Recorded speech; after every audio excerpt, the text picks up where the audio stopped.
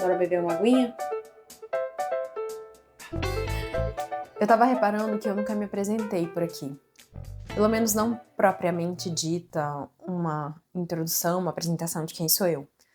Talvez no primeiro vídeo eu tenha falado um pouco mais sobre mim, mas eu acho que esse cara crachá ainda não foi feito. Então eu aproveito o comecinho desse vídeo, que a gente vai falar sobre amizades na vida adulta, para trazer um pouco de contexto de quem sou eu. Eu sou Paula Maria, eu sou capixaba, eu sou escritora, psicóloga, poeta e mais um monte de outras coisas.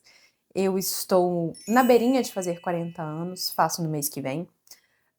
Moro em São Paulo há 4 anos, estudo letras, português e espanhol na USP, trabalho como psicóloga clínica, escrevo, pesquiso e tenho muito interesse nesse tipo de diálogo, tenho muito interesse em conversas.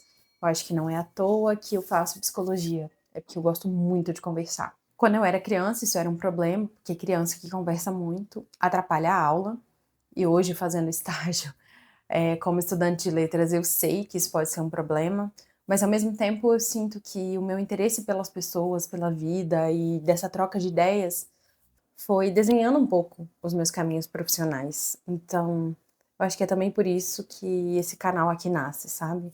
Uma tentativa de expandir o diálogo para além do texto, ou escrevendo de outro jeito, né? Escrevendo com essa mídia de vídeo, de audiovisual, que é uma coisa nova para mim e que eu não tenho muita familiaridade. Isso aqui posso dizer uma forma de ensaio, mas é um rascunho, né? É um rascunho para que em algum momento, talvez essa forma de me expressar, tenha um pouco mais de refinamento. Não sei se vamos chegar a esse ponto. Mas o tema de hoje, ele é outro. É um tema que é sério, é um tema que eu confesso que eu demorei um pouco para chegar nele, porque ele é um tema delicado. Me perguntaram na caixinha, uns tempos atrás, como é que faz para ter amizades na vida adulta? Eu entendi que era como fazer novas amizades na vida adulta.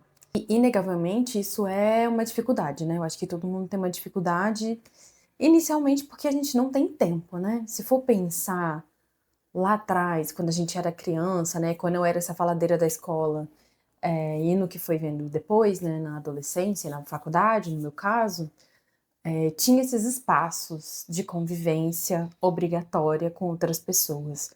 E dali surgiu a maioria das minhas amizades, né? A maior parte das amizades veio da escola e veio da faculdade, né? Muitas ficam pelo caminho, isso também é uma coisa que eu quero falar depois, mas ter esse espaço obrigatório de convivência e ter esse tempo separado na vida, no qual a gente tem minimamente a oportunidade de estar trocando com outras pessoas, faz toda a diferença. Tudo bem que depois a gente vai para o trabalho, a gente faz cursos, mas não é a mesma coisa. O ambiente de trabalho, que eu acho que é um espaço hoje onde as pessoas adultas gastam mais tempo, definitivamente não me parece o lugar mais seguro para fazer amizades. Não estou dizendo que é impossível, né. No meu último trabalho formal, né, como CLT, há 10 anos atrás, eu conheci pessoas muito legais, eu estreitei algumas amizades, porque, enfim, eu trabalhei num lugar onde tinham outros psicólogos e outras psicólogas, então era gente que eu já conhecia de outros espaços antes, mas foi uma experiência muito ruim, assim, institucional, e que não dava muita oportunidade, inclusive, desses laços se fortalecerem. Porque o espaço do trabalho, ele tem as suas particularidades, né, as suas exigências, as suas cobranças, as suas pressões.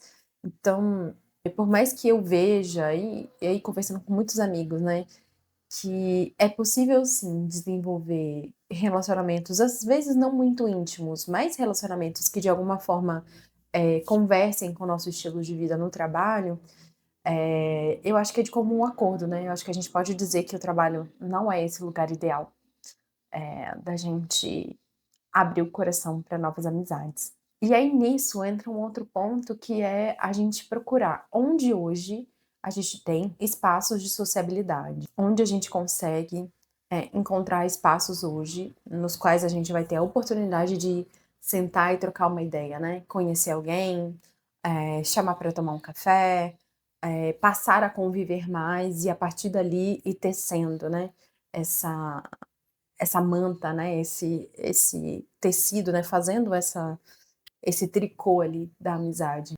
É difícil, né, gente? É bem difícil. Eu acho que a gente pode pegar o gancho do trabalho, porque o tanto de tempo que o trabalho come da nossa vida também não permite a gente ter energia, espaço na agenda, e vontade mesmo de estar circulando socialmente e ainda tendo que se organizar para se abrir, sabe, para outras oportunidades. Então, por exemplo, se a gente pensar sobre a escala 6x1, para entrar num assunto aí do momento, o quanto que é mais do que necessário esse tempo de descanso, porque também é no tempo de descanso que a gente deveria ter oportunidade de conviver com outras pessoas, não só de a gente descansar sozinho, é super importante a gente descansar com a nossa família, né, cuidar da nossa casa, resolver, né, todo esse rolê de ser um adulto, mas também ter a oportunidade de qualidade de estar com outras pessoas, né, porque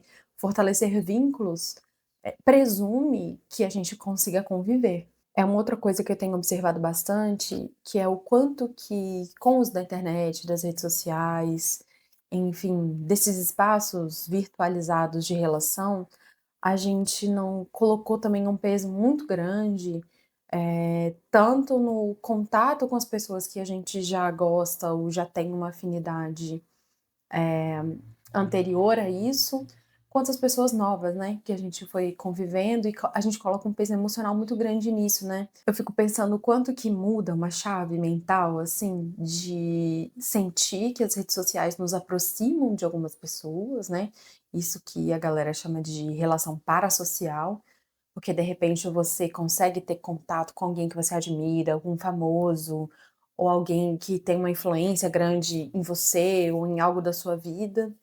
Mas na verdade, será que aquilo é uma relação? Será que a gente chama isso de uma relação? Porque a gente troca meia dúzia de palavras numa DM no Instagram, porque a pessoa responde os seus stories.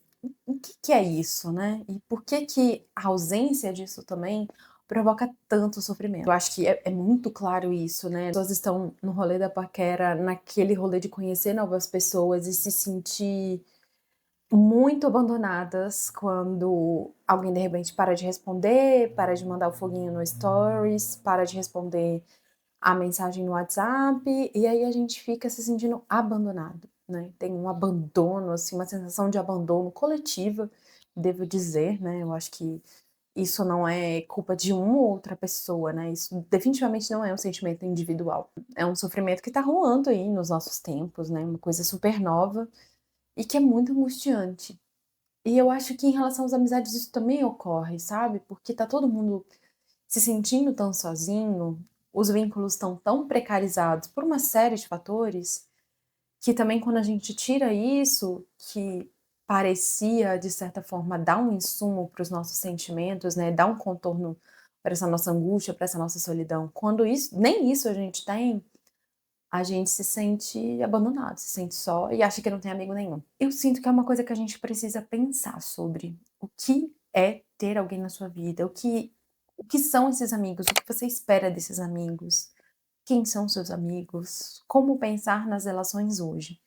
Eu não tenho uma resposta, é algo que eu também me vejo muitas vezes enredada e completamente perdida e me debatendo, sabe, igual um peixe numa rede mesmo, sem conseguir sair, sofrendo, principalmente em relação a amizades muito longas, por exemplo, que chegaram ao fim ou que foram se transformando, numa amizade mais distante, ou que pararam de fazer sentido e isso dói um pouco, porque isso também fala sobre o quanto a minha vida mudou, o quanto a vida daquela pessoa mudou, o quanto que aquilo lá atrás que fazia a gente ser muito parecido, talvez não exista mais, e fazer esses pequenos lutos né, da nossa diferenciação e da diferenciação dos outros, e do seguir da vida, pelo menos eu às vezes me pego pensando, sabe, tipo: "O que que eu tô fazendo na minha vida? Por que que eu tô correndo atrás do meu rabo igual um cachorro salsicha, assim, ó, rodando em volta de um sentimento de inadequação,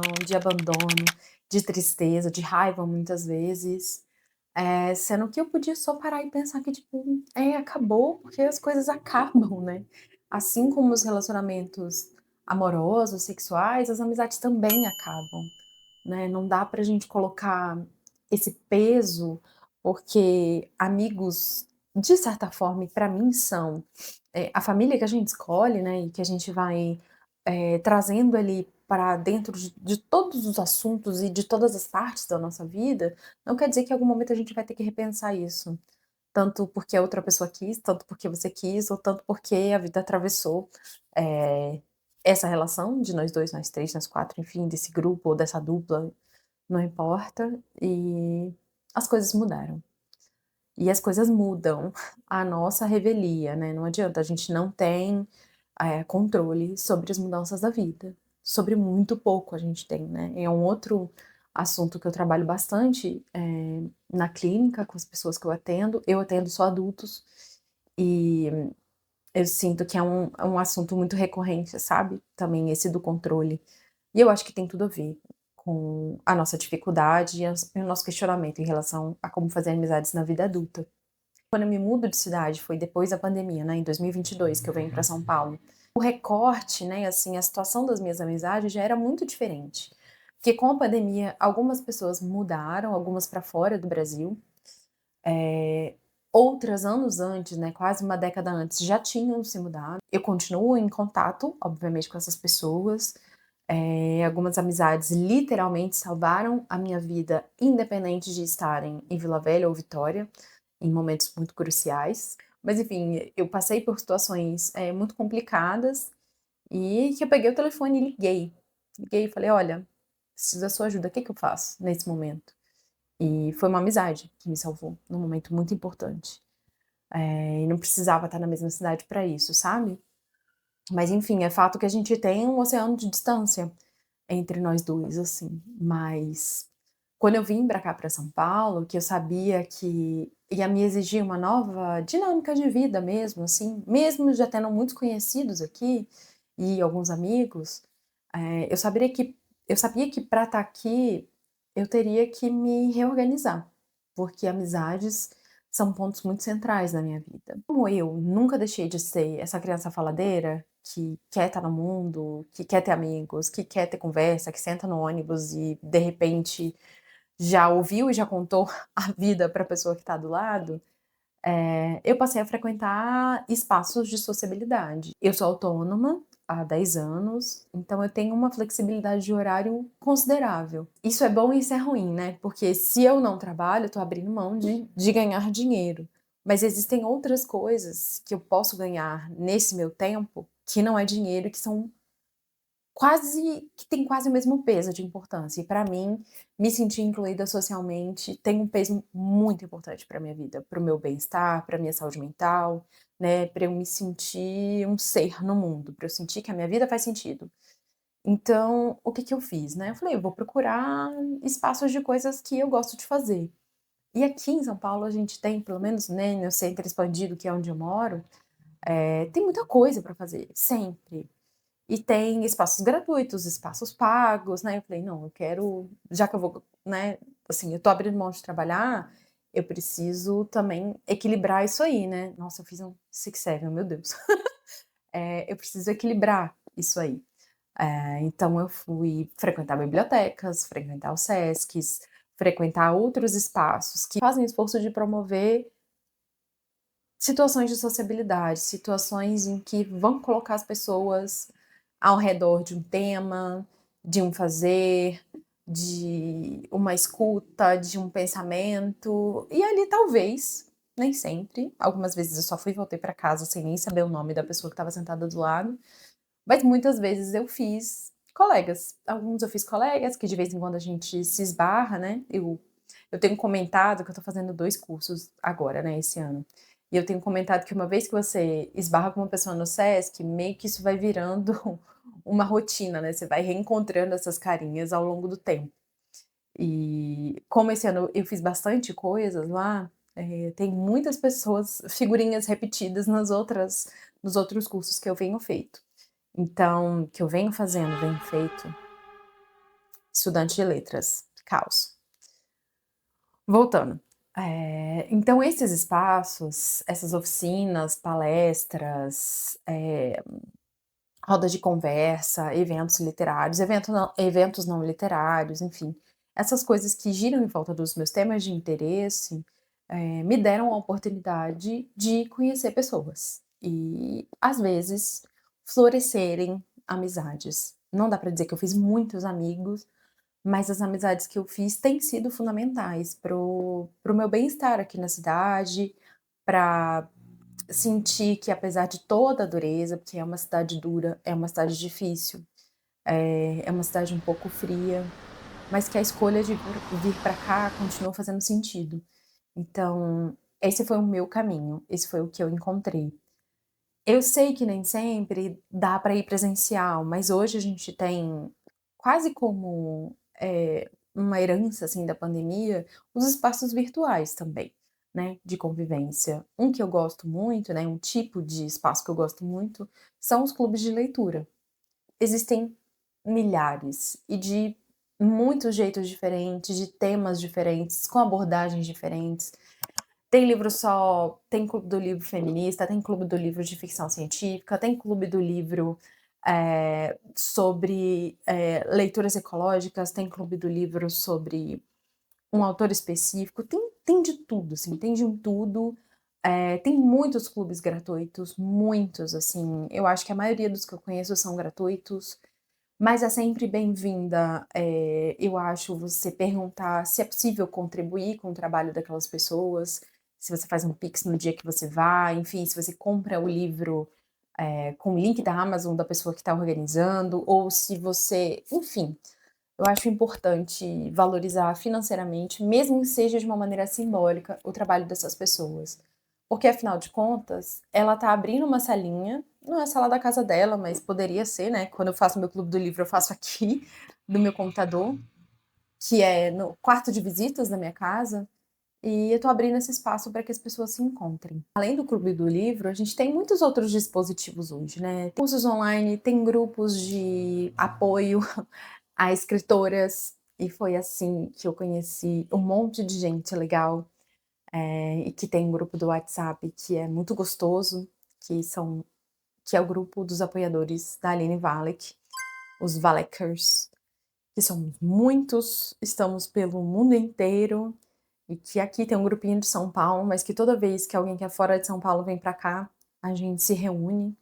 E eu mesma, em algumas viagens pelo Brasil, faço questão de: "Gente, quem é Valeker que tá aqui?", a gente vai e se encontra. São relações que fazem muito sentido, que talvez não tenham um nível de intimidade muito grande, mas que faz a gente ter conversas, trocar ideia, pedir ajuda, fazer parcerias de trabalho, porque a gente se encontrou em um lugar virtual.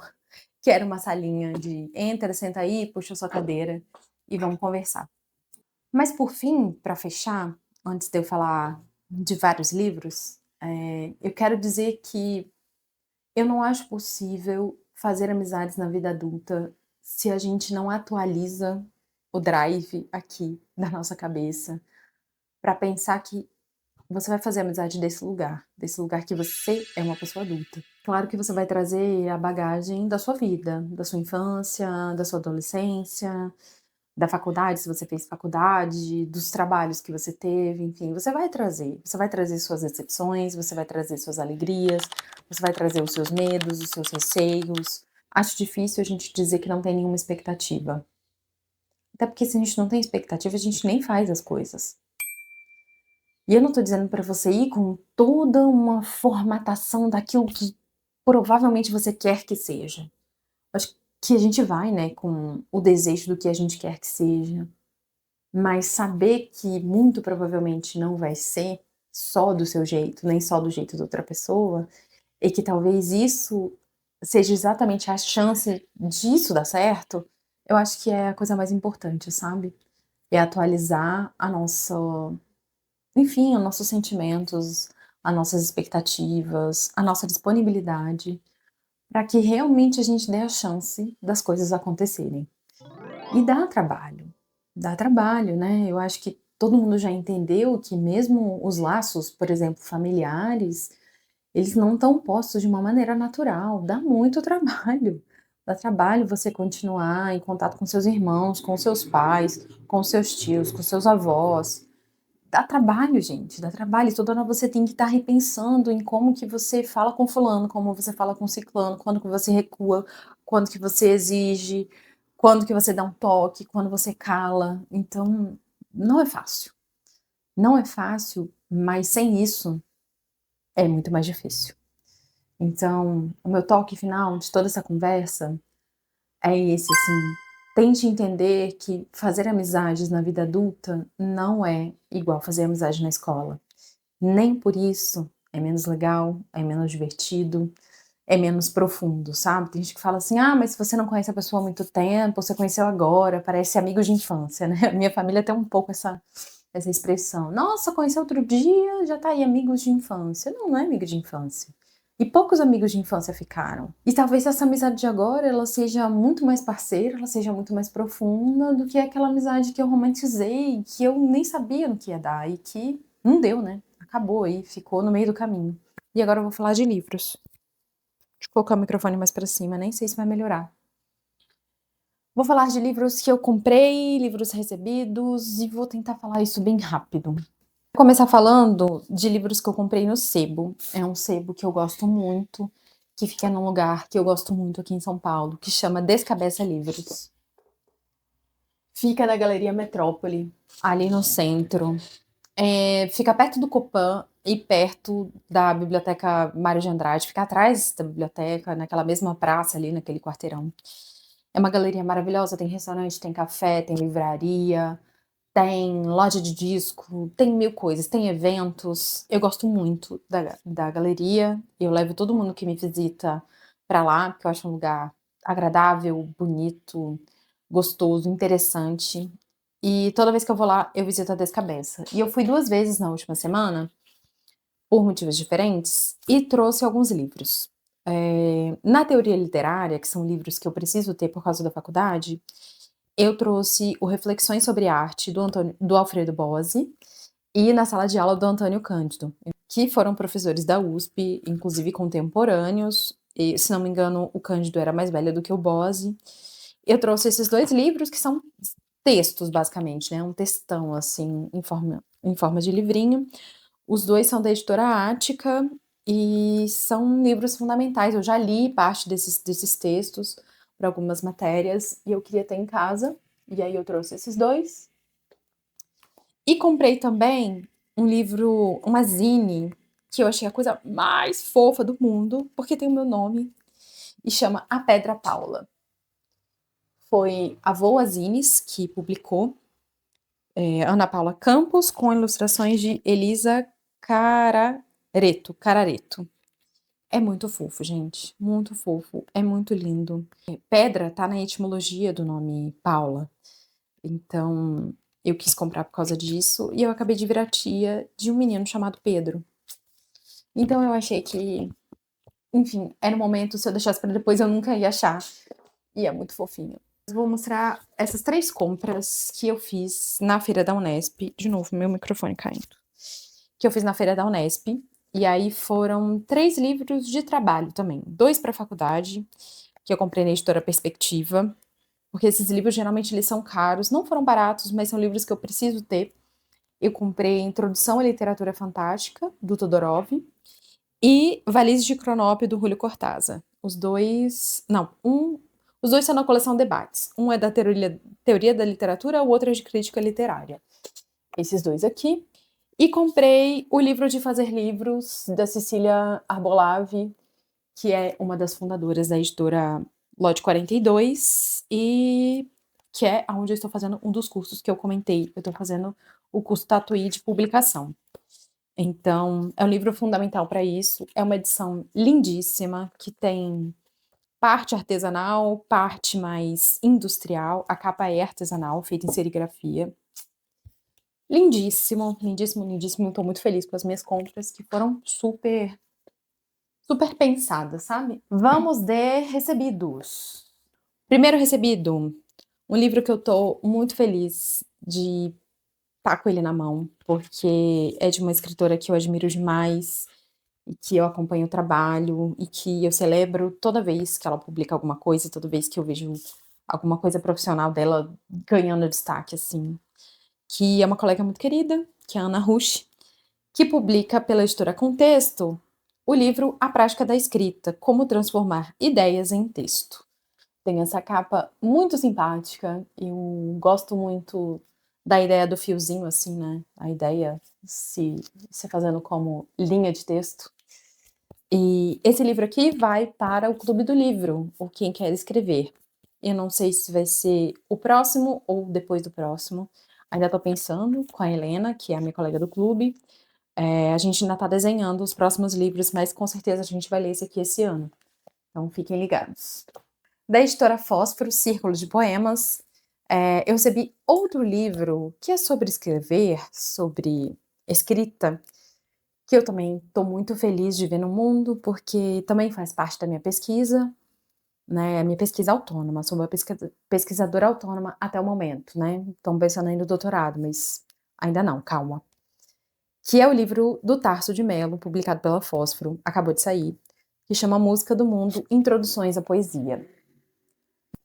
Da Círculo de Poemas, também, infelizmente, não chegou a tempo do Festival de Poesia, porque são dois autores que estavam lá. Um é o Pó de Arroz, a plaquete da Bruna Beber, do Círculo de Poemas. A Bruna é uma das organizadoras do Festival de Poesia. E esse aqui era de um convidado muito estrelado, que eu não consegui ingresso para mesa, infelizmente, que é o poeta chileno Raul Zurita. E é uma antologia, assim, se não me engano, e chama Sua Vida Quebrando-se. Também tô bem animada, e a tradutora também estava lá, a Francesca Cricelli, acho que é assim que fala. Chegou da editora Instante o romance A Montanha das Fúrias, da Fernanda Trias, com tradução de Marina Wackel, que é a mesma que traduziu um outro livro que eu li da Instante. Eu tô bem, bem, bem curiosa. É uma capa diferente, assim, uma coisa meio, sei lá, meio HQ, assim, sabe? Eu enfim, eu tô um pouco intrigada com essa história. Por último, tem Aquela que Restou, da editora Herculano, um livro de René Karabach, com tradução de Amélia Bonfim e Rada Gankova, que é um romance. Ele é um romance búlgaro, salvo engano. A René Karabach, ela nasceu na Bulgária, poeta, escritora, roteirista, atriz e dramaturga. É uma autora, enfim, contemporânea, super jovem, e foi por isso que eu me interessei muito pelo livro, que é esse aqui, que tem essa capa linda com esse passarinho. Quem sabe eu vou descobrir que passarinho é esse durante o livro, não sei, deve ter a ver com a história, imagino. E ele é um livro que também tem uma coisa aqui no meio de cartas, então é um livro meio epistolar, que é uma coisa que me interessa muito, porque este canal se chama Te Escrevo Cartas. Isso, minha gente, tinha mais uma coisa que eu vou ter que ir lá dentro. Ai, tava aqui o tempo todo. Uma última coisa, não menos importante, eu resolvi fazer uma coisa que tinha muito tempo que eu tava com vontade de fazer, que são bottoms das minhas duas newsletters, que é a de Escrevo Cartas e a Toranja. Vou chegar bem perto, ó, não sei onde vou focar. Eu fiz esses dois bottonzinhos, deixa eu até colocar aqui pra vocês verem como fica na roupinha, ó, super bonitinho. E eles estão à venda. O preço deles é R$ 8,40. E R$ 8,40 porque é o dobro de 42, que é a resposta para as perguntas, né? A pergunta mais importante do universo. Então, esses dois estão, né, estão disponíveis para venda. Se você quiser, fala comigo. Eu vou estar com eles na bolsa na Feira do Pacaembu, a Feira do Livro, daqui a umas 2 semanas. E é isso, bora editar esse vídeo. A gente se fala numa próxima, espero que gostem. E conta aí pra mim como que você faz amizades na vida adulta, tá bom? Obrigada pela companhia, obrigada por me escutar. Tem gente escutando esses vídeos como podcast. Eu achei curioso e interessante. E é isso, obrigada por vocês estarem aqui. O meu novo objetivo é chegar a 200 inscritos. Quem sabe até o meu aniversário de 40 anos. Não conseguimos. Beijos e até mais.